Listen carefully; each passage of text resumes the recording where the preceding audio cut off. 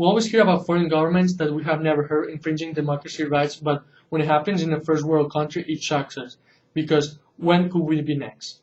Located in the northeastern part of the country, Catalonia is one of Spain's richest and most developed regions, with a majority of the population living in its capital city, Barcelona. Catalans, as the inhabitants are called recently, voted in a referendum that asked the residents to decide whether to secede from or continue of Spain. This is the tale of Catalonia.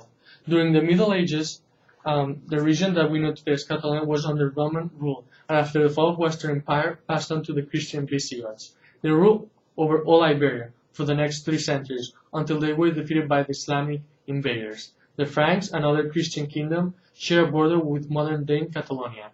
The Frankish king wished to create a buffer zone between his kingdom and a rapidly growing Islamic empire. By 1801, they pushed back the Islamic forces and seized control of the region. Several self-governing countries sprung up here. One such country was Barcelona. Over time, Barcelona acquired a dominant position in the area, and during the 11th century had control over the other counties as well. A long series of wars, battles, were being fought between the various Christian kingdoms and the Moors. As the Muslims were called for control and the Iberian Peninsula, these wars were known as the Reconquista. Castile, Aragon, and other kingdoms were carrying out their territories from the lands left behind by returning Islamic tribes.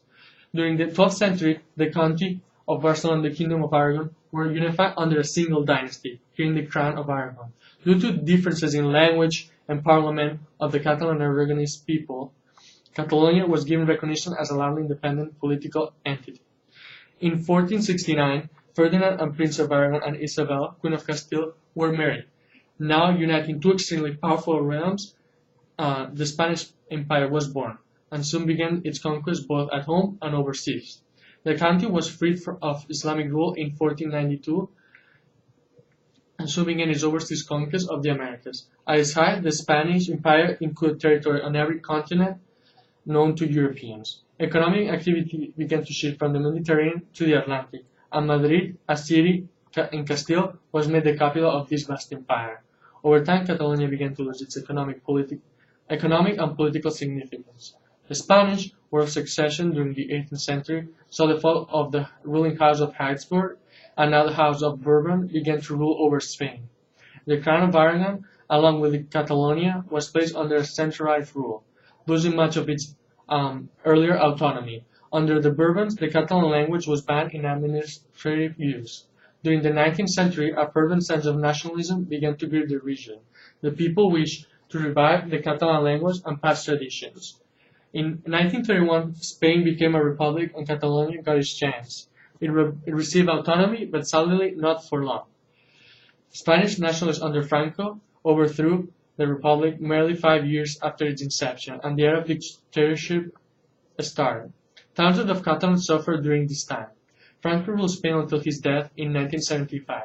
After his death, the new regime granted Catalonia certain autonomy, and regional government was established.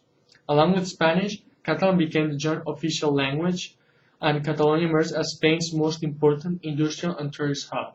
Catalan political parties concentrated on autonomy rather than independence. The nationalistic passion and identity of both Madrid and Barcelona are now better expressed than on the football pitch, when the two clubs face off. The modern independence movement began when the Spanish High Court of Justice ruled that some of the articles in the Catalan Statute of Autonomy were unconstitutional. Catalans protested against the decision and wanted to preserve their existing autonomy. The economic crisis of 2008 led to the magnified demand for Catalan independence, as wealthy Barcelona claimed to be contributing a lot more than it should be to help Spain financially. The movement soon escalated into demands for complete independence. A referendum was held in Catalonia. Recently, according to Omnium, the results show a 90% vote in favor of independence with a turnout of 42. The government stepped in to stop the vote by force, injuring many people. Madrid, however, has since apologized, and both sides may be currently working towards diffusing tensions. Thousands of people took up to the streets, and both Madrid and Barcelona urging political dialogue and demanding a Spanish unity. At researchers at Artists International, they sought to study the underlying psychology of the Catalan independence movement. They said that the government's muscular response to Catalans' desire for self-determination could increase the number of independencies and heighten their passion, which in the long run may further erode the stability and reputation of Spain's central government. Uh, in conclusion, Catalan leaders, however, plan to declare independence soon while the Spanish Prime Minister has vowed to block such a move. How will things go ahead from here?